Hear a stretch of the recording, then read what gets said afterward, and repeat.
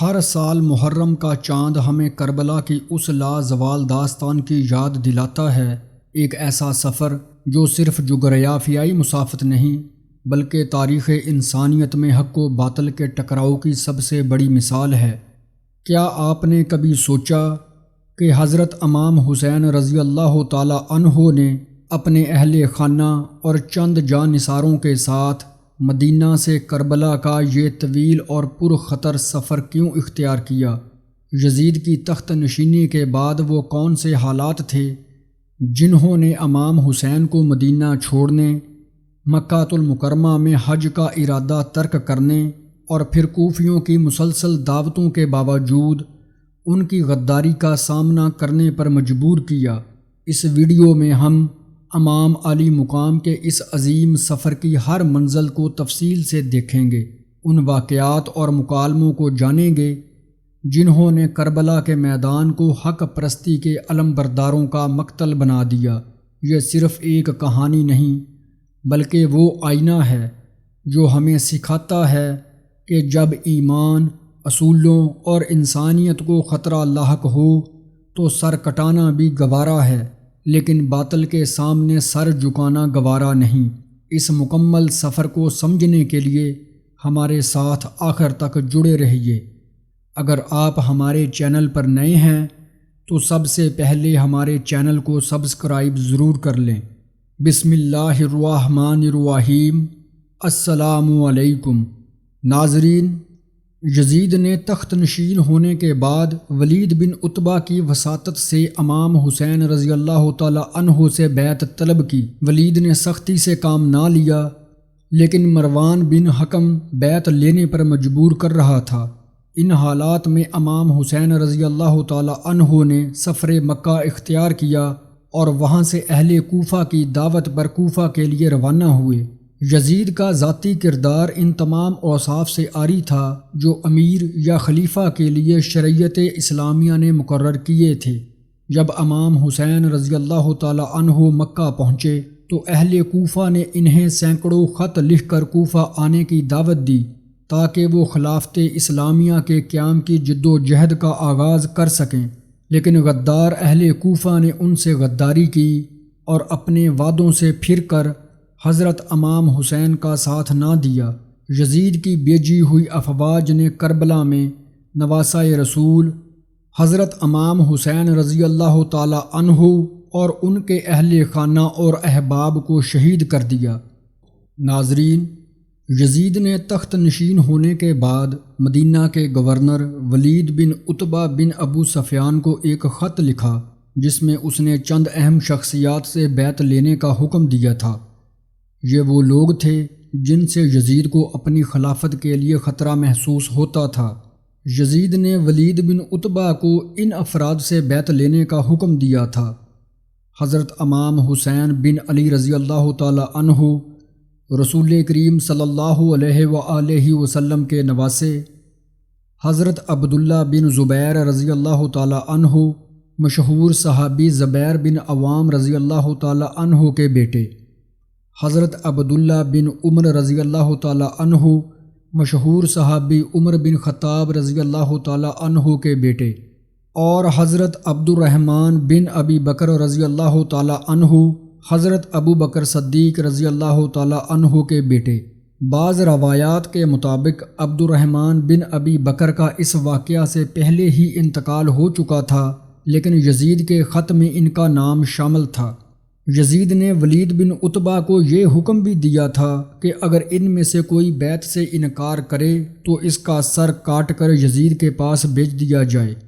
اس نے ولید کو سختی سے یہ بھی کہا کہ بیعت کا عمل جلد از جلد مکمل کیا جائے، اس سے پہلے کہ حضرت معاویہ رضی اللہ تعالی عنہ کی موت کی خبر عام ہو جائے اور وہ کسی مزاحمت کی تیاری کر سکیں۔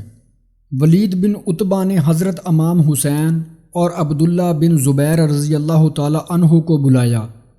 حضرت معاویہ رضی اللہ تعالی عنہ کی وفات کی خبر مدینہ میں عام نہ ہوئی تھی، تاہم بلاوے کا مقصد دونوں حضرات نے سمجھ لیا۔ حضرت امام حسین سے جب بیعت کے لیے کہا گیا تو انہوں نے جواب دیا کہ میرے جیسا آدمی خفیہ بیعت نہیں کر سکتا، جب بیعت عام ہوگی اس وقت آ جاؤں گا۔ ولید راضی ہو گیا اور انہیں واپس لوٹنے کی اجازت دے دی۔ عبداللہ بن زبیر ایک دن کی مہلت لے کر مکہ روانہ ہو گئے۔ بعد میں ان کا تعاقب کیا گیا، مگر اسی اثناء میں وہ کہیں دور جا چکے تھے۔ جب مروان کو اس صورتحال کا علم ہوا تو ولید سے بہت ناراض ہوا اور کہا، تم نے بیعت کا وقت کھو دیا، اب قیامت تک ان سے بیعت نہ لے سکو گے۔ ادھر حضرت امام حسین رضی اللہ تعالی عنہ عجیب کشمکش سے دوچار تھے۔ اگر وہ مدینہ منورہ میں مقیم رہتے تو بیعت کے بغیر کوئی چارہ کار نہ تھا، لہٰذا وہ 26 رجب 60 ہجری میں ماں اہل و عیال مکہ المکرمہ روانہ ہو گئے۔ مکہ معظمہ پہنچ کر شیب ابی طالب میں قیام فرمایا۔ ادھر امام حسین رضی اللہ تعالی عنہ نے کوفہ کے لیے قافلے کو منظم کرنا شروع کیا۔ ناظرین، اہل مکہ اور مدینہ نے امام علی مقام کو کوفہ جانے سے باز رکھنے کے لیے پوری کوشش کی، کیونکہ اہل کوفہ کی بد عہدی کا ماضی ان کے سامنے تھا۔ عمر بن عبد الرحمن، عبداللہ ابن عباس، عبداللہ بن زبیر سب نے مشورہ دیا کہ چونکہ کوفہ یزید کی حکومت کے تحت ہے، وہاں اس کی افواج اور سامان سب موجود ہے اور کوئی قابل اعتماد نہیں، اس لیے مناسب یہی ہے کہ آپ مکہ ہی میں رہیں۔ حضرت عبداللہ ابن زبیر نے تجویز کیا کہ آپ مکہ میں رہ کر اپنی خلافت کی جد و جہد کریں، ہم آپ کی مدد کریں گے۔ لیکن جب امام حسین رضی اللہ تعالی عنہ رضامند نہ ہوئے تو حضرت عبداللہ ابن عباس نے آپ کو کوفہ جانے کی بجائے یمن جانے کی تجویز پیش کی اور کہا کہ اگر کوفہ کا سفر آپ کے نزدیک ضروری ہے تو پہلے اہل کوفہ کی وفاداری کی تصدیق کر لیں۔ جب یزید کی تخت نشینی کے بعد حضرت امام حسین نے مدینہ چھوڑ کر مکہ میں قیام کیا تو کوفہ کے لوگوں کی طرف سے حضرت امام حسین کے پاس سینکڑوں خطوط آنے شروع ہوئے، جن میں انہیں کوفہ آ کر خلافت کی باغ دوڑ سنبھالنے کی دعوت دی گئی تھی۔ کوفیوں کی اس دعوت کی حقیقت جاننے اور وہاں کے حالات کا جائزہ لینے کے لیے حضرت امام حسین نے اپنے سب سے قابل اعتماد چچا زاد بھائی حضرت مسلم بن عقیل کو اپنا سفیر بنا کر کوفہ روانہ کیا۔ حضرت مسلم بن عقیل نے 15 رمضان 60 ہجری کو کوفہ میں قدم رکھا۔ ابتدائی طور پر کوفہ کے لوگوں نے ان کا شاندار استقبال کیا اور ہزاروں کی تعداد میں لوگوں نے حضرت امام حسین کی بیعت مسلم بن عقیل کے ہاتھ پر کی۔ ایک اندازے کے مطابق 12,000 سے 18,000 تک افراد نے بیعت کی اور کچھ روایات میں 30,000 کا ذکر بھی ملتا ہے۔ حضرت مسلم بن عقیل نے کوفہ کے حالات کو تسلی بخش پایا اور حضرت امام حسین کو کوفہ آنے کی سفارش کرتے ہوئے خط لکھا۔ یزید کو جب مسلم بن عقیل کی کوفہ میں بڑھتی ہوئی مقبولیت کا علم ہوا تو اس نے کوفہ کے گورنر نعمان بن بشیر کو ہٹا کر عبداللہ بن زیاد کو کوفہ کا نیا گورنر مقرر کر دیا۔ ابن زیاد ایک سفاک اور بے رحم حکمران تھا۔ کوفہ پہنچتے ہی ابن زیاد نے سخت اقدامات کیے۔ اس نے کوفہ میں خوف و ہراس پھیلایا، قبائلی سرداروں کو دھمکیاں دی اور لالچ دے کر اپنی طرف مائل کیا۔ اس نے جاسوسوں کا ایک مضبوط جال بچھا دیا تاکہ مسلم بن عقیل کی سرگرمیوں کا پتہ لگایا جا سکے۔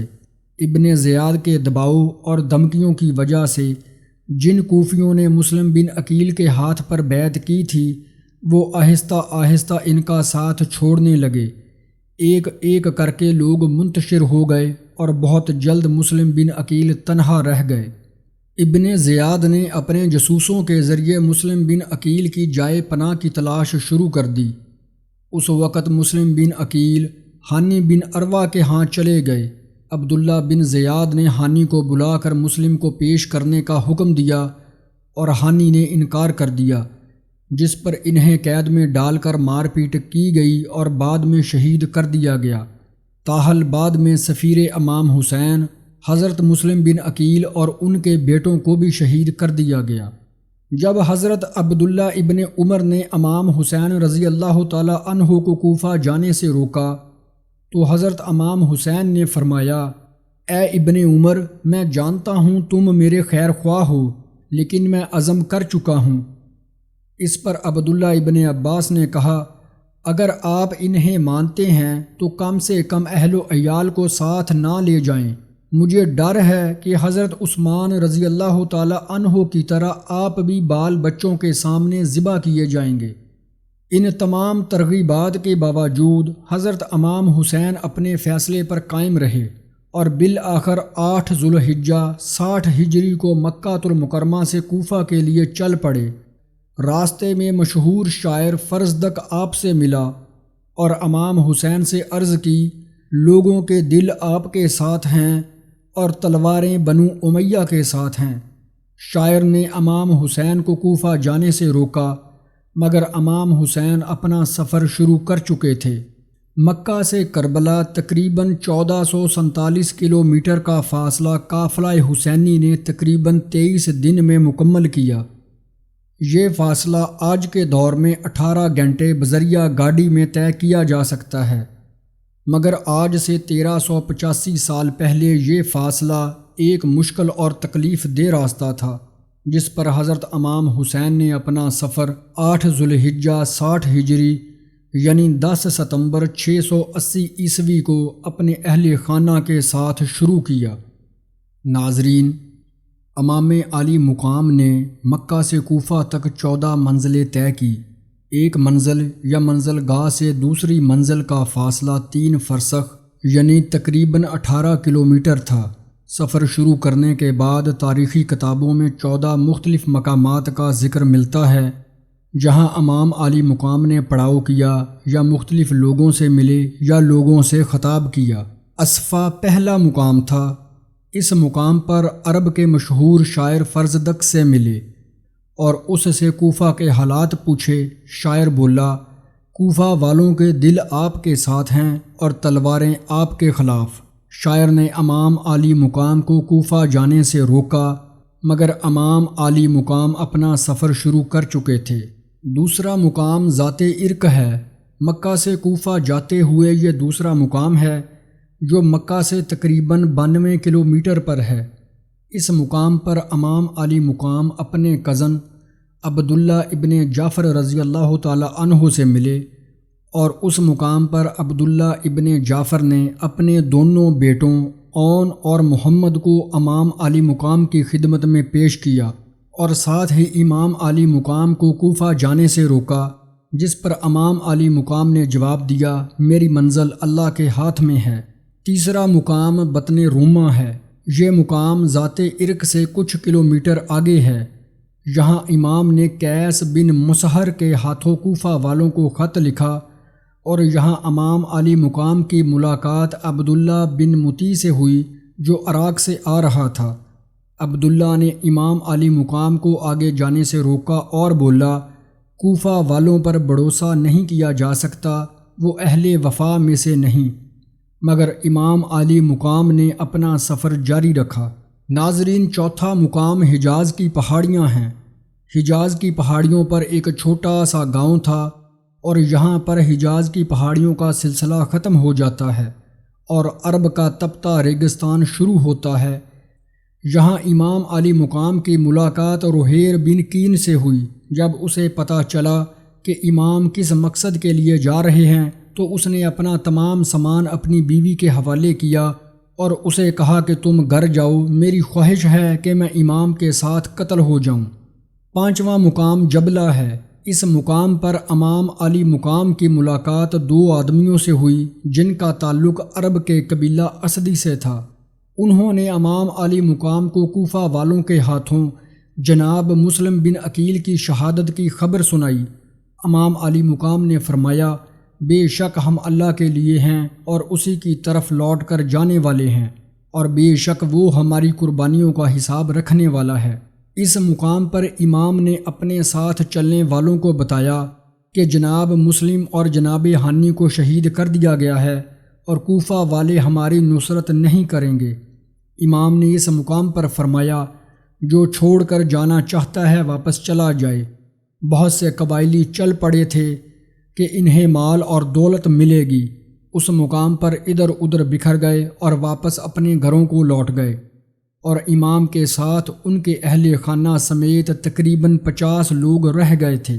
ناظرین، چھٹا مقام بطن العقیق ہے۔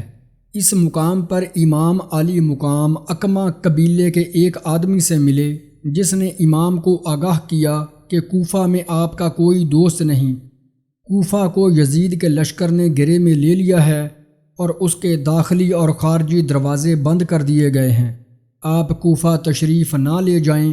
یہاں بھی امام علی مقام نے اپنا سفر جاری رکھا۔ 7واں مقام سلبیہ ہے۔ اس مقام پر امام نے رات بسر کی اور صبح اپنے قافلے سے کہا کہ جتنا پانی ہو سکے اپنے ساتھ لے لیں۔ 8واں مقام شراف ہے۔ اس مقام پر امام کے ساتھیوں میں سے ایک چلایا کہ اس نے ایک لشکر کو اپنی طرف آتے دیکھا ہے۔ امام فوراً قافلے کا رخ موڑ کر قریب ایک پہاڑ کے پیچھے لے گئے۔ 9واں مقام ذو حسم ہے۔ اس مقام پر امام علی مقام کی ملاقات حر اور اس کے 1000 سپاہیوں سے ہوئی جو پیاسے تھے۔ امام نے سب کو پانی پلانے کا حکم دیا اور بذات خود بھی سب کو پانی پلایا اور جانوروں کو بھی پانی پلایا۔ اس مقام پر ظہر کی نماز ادا کی گئی اور سب نے مل کر امام کی امامت میں نماز ظہر ادا کی۔ اس مقام پر امام نے حر اور اس کی فوج سے خطاب کیا اور فرمایا، اہل کوفہ، تم لوگوں نے میرے پاس اپنے قاصد اور خطوط بھیجے جن میں تم نے کہا کہ تم لوگوں کے پاس کوئی امام نہیں اور میں امام ہوں، اور تم لوگوں کو اللہ کے راستے میں اکٹھا کروں اور تم لوگ میری بیعت کر سکو۔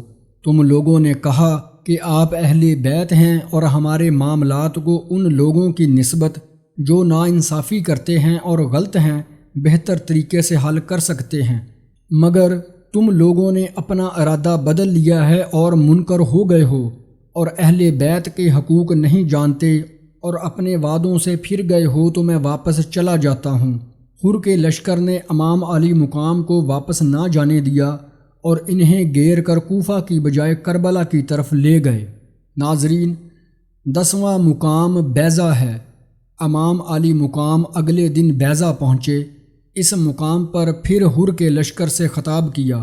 آپ نے فرمایا، لوگو، رسول کریم صلی اللہ علیہ وآلہ وسلم نے فرمایا ہے، جو شخص ایسے بادشاہ کو دیکھے جو ظالم ہو، اللہ کے حرام قرار دیے کو حلال کہے، خدائی عہد و پیمان کو توڑے، سنت رسول کی مخالفت کرے اور اللہ کے بندوں پر گناہ اور زیادتی کے ساتھ حکومت کرتا ہو، جو شخص اپنی زبان، اپنے فعل اور اپنے ہاتھ سے اس بادشاہ کو نہ بدلے، تو اللہ تعالیٰ کو حق پہنچتا ہے کہ ایسے شخص کو اس بادشاہ کی جگہ جہنم میں داخل کرے۔ امام علی مقام نے اس مقام پر مزید فرمایا، جس کا مفہوم ہے، لوگو، تمہیں معلوم نہیں کہ جن لوگوں نے شیطان کی اطاعت اختیار کی اور اللہ سے منہ پھیرا، ملک میں فساد برپا کیا، حدود شرع کو مٹا دیا، غنیمت کو اپنے لیے مختص کر دیا، ایسی صورت میں مجھ سے زیادہ کس پر فرض عائد ہوتا ہے کوئی اصلاح کی کوشش کرے۔ میرے پاس تمہارے قاصد آئے اور خط پہنچے کہ تم نے بیعت کرنی ہے، اگر تم میرے مددگار بنو اور مجھے تنہا نہ چھوڑو، اگر تم اپنا وعدہ پورا کرو گے تو سیدھے راستے پر پہنچو گے۔ امام علی مقام نے یہاں لوگوں کو اپنے حسب و نسب سے آگاہ کیا اور فرمایا، اگر تم اپنے وعدے سے پھر جاؤ گے تو تعجب نہیں، تم اس سے پہلے میرے والد اور میرے چچا زاد بھائی مسلم کے ساتھ ایسا ہی کر چکے ہو، اور ان قریب اللہ تعالیٰ مجھے تمہاری مدد سے بے نیاز کر دے گا۔ امام علی مقام کی تقریر سن کر حر نے حضرت امام حسین رضی اللہ تعالیٰ عنہ سے کہا، اگر آپ نے جنگ کی تو آپ کو قتل کر دیا جائے گا۔ امام علی مقام نے فرمایا، تم مجھے موت سے ڈراتے ہو، اور کیا تمہاری سخاوت اس حد تک پہنچے گی کہ مجھے قتل کر دو گے؟ حر کے لشکر پر کوئی اثر نہ ہوا اور وہ امام علی مقام کو کربلا کی طرف گھیر کر لے جاتے رہے۔ ناظرین، 11واں مقام ذو الحجم یا غریب الحجاز ہے۔ اس مقام پر امام کی ملاقات ترما بن عدی سے ہوئی، جس نے امام کو کوفہ والوں کے خطرناک ارادوں سے آگاہ کیا، جسے امام پہلے ہی جانتے تھے اور امام عالی مقام کو اپنے ساتھ کوہ آجا چلنے کی درخواست کی تاکہ امام وہاں پناہ لے سکیں۔ امام علی مقام نے فرمایا، اللہ تمہیں اور تمہاری قوم کو جزائے خیر دے، ہم میں اور ان لوگوں میں عہد ہو چکا ہے اور اب ہم اس عہد سے پھر نہیں سکتے۔ 12واں مقام کسر بن مقاتل ہے۔ فیصلہ ہو چکا تھا کہ امام کو کوفہ نہیں جانے دیا جائے گا، چنانچہ حر کے لشکر نے کوفہ کا راستہ بدل کر امام کو گھیر کر کربلا کی طرف لے جانا شروع کیا، اور امام علی مقام راستے میں کسر بن مقاتل رکے، اور شام کے وقت میں امام نے فرمایا، بے شک ہم اللہ ہی کے لیے ہیں اور اسی کی طرف لوٹ کر جانے والے ہیں۔ امام علی مقام کے 18 سالہ بیٹے حضرت اکبر امام حسین کے قریب آئے اور امام نے فرمایا کہ انہوں نے خواب میں کسی کو کہتے ہوئے سنا ہے، یہ لوگ انہیں قتل کرنے والے ہیں، جس پر جناب علی اکبر نے امام کو تسلی دی اور فرمایا، کیا ہم سیدھے راستے پر نہیں ہیں؟ 13واں مقام نینوا ہے۔ اس مقام پر حر کو ابن زیاد کا خط ملا، جس میں اس نے لکھا تھا کہ امام جہاں ہیں انہیں وہیں روک لو اور انہیں ایسی جگہ اترنے پر مجبور کر دو جہاں پانی اور ہریالی نہ ہو۔ حر نے امام علی مقام کو ابن زیاد کے خط سے آگاہ کیا۔ آپ نے فرمایا، ہم اپنی مرضی سے نینوا میں خیمہ زن ہوں گے، جس پر حر نے کہا کہ ابن زیاد کے جاسوس ہر چیز کی نگرانی کر رہے ہیں، لہٰذا میں آپ کو ایسا کرنے نہیں دے سکتا۔ ناظرین، 14واں مقام ہے کربلا۔ امام علی مقام کے حکم پر کربلا کے میدان میں خیمے گاڑ دیے گئے۔ دریائے فرات خیموں سے کچھ میل کے فاصلے پر تھا، اور یہ 2 محرم 61 ہجری کا دن تھا۔ عیسوی کیلنڈر پر 3 اکتوبر 680 کی تاریخ تھی۔ کربلا کی سرزمین پر قدم رکھا، پھر اسی بیاباں بستی کے لوگوں کو بلایا، ان سے پوچھا اس جگہ کا کیا نام ہے؟ کسی نے کہا ماریا، کسی نے کہا غازیہ، کسی نے اسے نینوا کہا۔ ان میں سے ایک بزرگ نے بتایا، اس جگہ کو کربلا یعنی کرب و بلا بھی کہا جاتا ہے۔ یہ سنتے ہی امام علی مقام نے فرمایا، یہی ہماری منزل ہے۔ پھر یہاں کے لوگوں سے پوچھا، اس زمین کا مالک کون ہے؟ لوگوں کے بتانے پر اس زمین کے مالک بنی اسد کے لوگوں کو بلایا اور زمین خریدنے کے بعد واپس انہی کو ہبہ کر دی۔ ان سے کہا، یہ ہماری جائے شہادت ہے، یزیدی فوج ہمیں قتل کر دے گی تو تم لوگ آنا اور ہمارے لاشیں دفن کر دینا۔ اس زمین پر کبھی کھیتی باڑی نہ کرنا، جب کوئی ہمارا زائر آئے اسے ہماری قبروں کا پتہ دینا اور 3 دن تک انہیں اپنا مہمان رکھنا۔ اس کے بعد امام علی مقام نے ان سے کہا، جاؤ اپنی عورتوں کو بھیجو۔ بنی اسد کی عورتوں سے امام حسین نے کہا، اگر تمہارے مرد کسی خوف سے ہمیں دفنا نہ سکیں تو تم آنا اور ہماری لاشوں کو دفنا دینا۔ اس کے بعد کہا، اپنے بچوں کو بھیج دو۔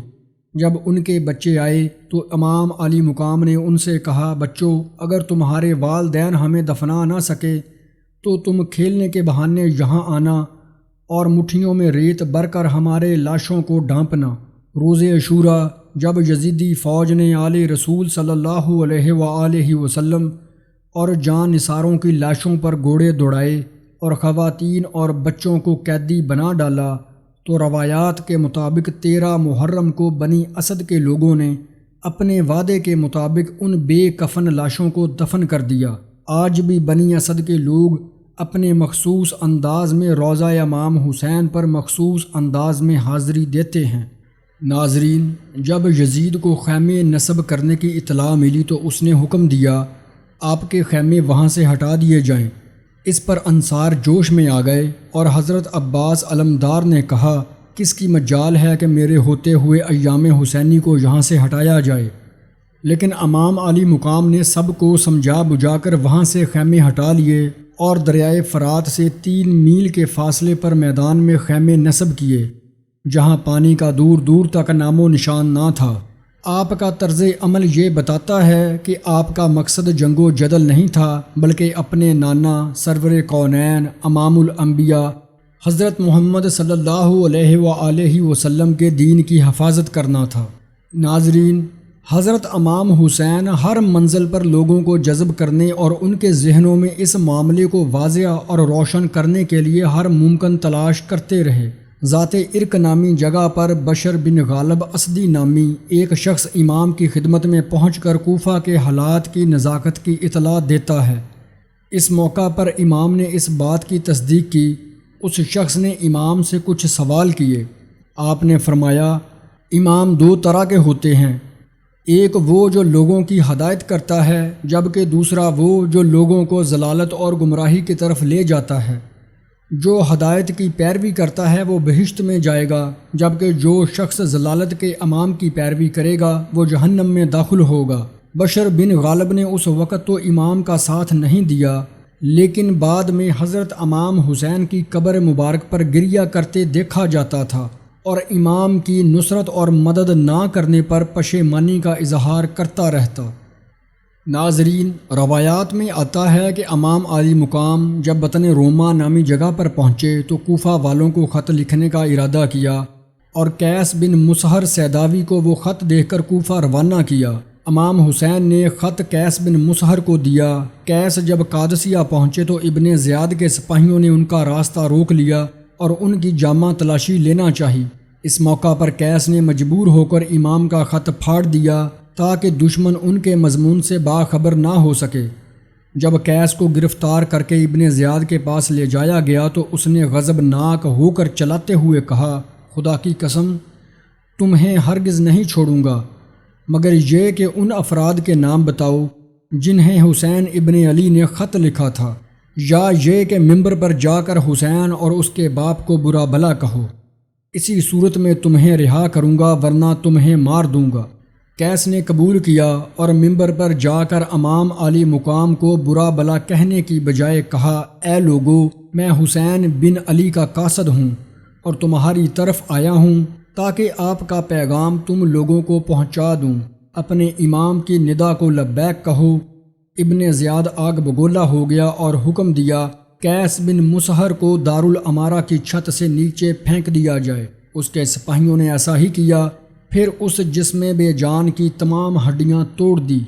اسی طرح روایات میں آتا ہے کہ حضرت امام حسین نے مسلم بن عقیل کی شہادت کی خبر پانے سے قبل اپنے بھائی عبداللہ بن یکتر کو مسلم کی طرف بھیجا، لیکن وہ حسین بن نمیر کے ہاتھوں گرفتار ہو کر ابن زیاد کے پاس چلے گئے۔ ابن زیاد نے حکم دیا کہ انہیں دارالامارہ کی چھت پر لے جایا جائے تاکہ کوفہ والوں کے سامنے حسین اور علی کو برا بھلا کہیں اور یزید کی تعریف و توصیف کا اعلان کریں۔ عبداللہ بن یکتر نے دارالامارہ کی چھت سے کوفہ والوں سے مخاطب ہو کر کہا، اے لوگو، میں تمہارے پیغمبر کی بیٹی کے فرزند حسین کا قاصد ہوں، اپنے امام کی مدد کو دوڑو، ابن مرجانہ کے خلاف بغاوت کرو۔ ابن زیاد نے جب یہ دیکھا تو حکم دیا کہ انہیں چھت سے نیچے گرا دیا جائے اور ان کے گماشتے نے ایسا ہی کیا۔ عبداللہ بن یکتر جان کنی کی حالت میں تھے کہ ایک شخص نے آ کر انہیں قتل کر دیا۔ عبداللہ بن یکتر کی شہادت کی خبر مسلم اور ہانی کی شہادت کی خبر کے ہمراہ جبلہ کے مقام پر امام حسین رضی اللہ تعالی عنہ کو ملی۔ ناظرین، حضرت امام حسین رضی اللہ تعالی عنہ حج سے ایک دن قبل 8 ذوالحجہ 60 ہجری اور 9 ستمبر 680 عیسوی کو مکہ مکرمہ سے قریب 50 افراد اور اپنے اہل خانہ کے ساتھ روانہ ہوئے۔ آپ حج کا ارادہ رکھتے تھے، لیکن آپ کو حاجیوں کے جرمٹ میں یزیدی جاسوسوں کے ارادوں کا خیال کرتے ہوئے حج کے ارادے کو عمرے میں تبدیل کر دیا۔ عمرے کا ارادہ کیا اور بندھے ہوئے احرام کھول دیے اور کوفہ کی جانب چل پڑے۔ آپ نے صحرائے عرب میں شمال مشرقی راستہ اختیار کیا۔ کوفہ کے سفر پر راستے میں حضرت امام حسین کو مسلم بن عقیل کی شہادت کی خبر ملی۔ راستے میں جگہ جگہ یزیدی دستوں نے قافلہ اہل بیت کو روکنا چاہا، مگر وہ کسی نہ کسی طرح کربلا تک آن پہنچے۔ یہ 60 ہجری کے آخری دن تھے۔ اسی اثناء میں نئے سال کا ہلال طلوع ہوا۔ جب امام حسین کوفہ کی طرف آ رہے تھے، عبداللہ بن زیاد نے عمر بن سعد کو رے کی گورنری کا وعدہ کیا تھا۔ اس وقت عمر بن سعد کو 4000 سپاہیوں کے ساتھ رے کی طرف بھیجا جا رہا تھا۔ جب امام حسین کے قیام کا مسئلہ پیش آیا تو ابن زیاد نے عمر بن سعد کو بلایا اور حکم دیا کہ وہ رے جانے سے پہلے امام حسین کے خلاف لڑے۔ عمر بن سعد نے ابتدا میں اس حکم سے ہچکچاہٹ محسوس کی اور ابن زیاد سے درخواست کی کہ اسے اس قوم سے معاف کر دیا جائے، کیونکہ وہ امام حسین کی فضیلت اور عظمت سے واقف تھا۔ یہ بھی کہا جاتا ہے کہ وہ جنگ سے بچنا چاہتے تھے اور ایک دوستانہ حل تلاش کر رہے تھے۔ ابن زیاد نے عمر بن سعد کی یہ درخواست قبول نہیں کی اور دھمکی دی کہ اگر اس نے امام حسین کے خلاف جنگ میں حصہ نہ لیا تو رے کی گورنری کا فرمان واپس لے لیا جائے گا اور اس کا گھر مسمار کر دیا جائے گا۔ دنیاوی منصب اور حکومت کے لالچ کے سامنے عمر بن سعد نے بالآخر سر تسلیم خم کر دیا اور حضرت امام حسین سے جنگ پر آمادہ ہو گئے۔ وہ اپنے لشکر کے ساتھ کربلا کی طرف روانہ ہوئے اور 3 محرم الحرام 61 ہجری کو کربلا پہنچا۔ کربلا پہنچنے کے بعد عمر بن سعد نے امام حسین کے پاس قاصد بھیجے اور ان کی آمد کا مقصد پوچھا۔ امام حسین نے جوابی طور پر 3 پیشکشیں کی۔ پہلی، انہیں واپس مدینہ جانے دیا جائے۔ دوسری، انہیں براہ راست یزید کے پاس جانے دیا جائے۔ تیسری، انہیں کسی سرحد پر اسلامی لشکر میں شامل ہو کر جہاد کرنے دیا جائے۔ عمر بن سعد نے یہ پیشکشیں ابن زیاد کو لکھ کر بھیجیں۔ ابن زیاد نے ان پیشکشوں کو مسترد کر دیا اور حکم دیا کہ امام حسین اور ان کے ساتھیوں کو بیعت پر مجبور کیا جائے ورنہ ان سے جنگ کی جائے۔ اس کے ساتھ ہی ابن زیاد نے عمر بن سعد کو یہ حکم بھی دیا کہ امام حسین کے قافلے پر پانی بند کر دیا جائے تاکہ انہیں کمزور کیا جائے۔ عمر بن سعد نے اس حکم کی تعمیل کرتے ہوئے 7 محرم الحرام کو عمرو بن حجاج کی قیادت میں 500 سپاہیوں کو نہر فرات پر پہرا دینے کے لیے بھیجا، جس کے نتیجے میں امام حسین اور ان کے اہل خانہ پر پانی بند کر دیا گیا۔ ناظرین، یہ تھی امام حسین رضی اللہ تعالی عنہ کے سفر کربلا کی مختصر داستان۔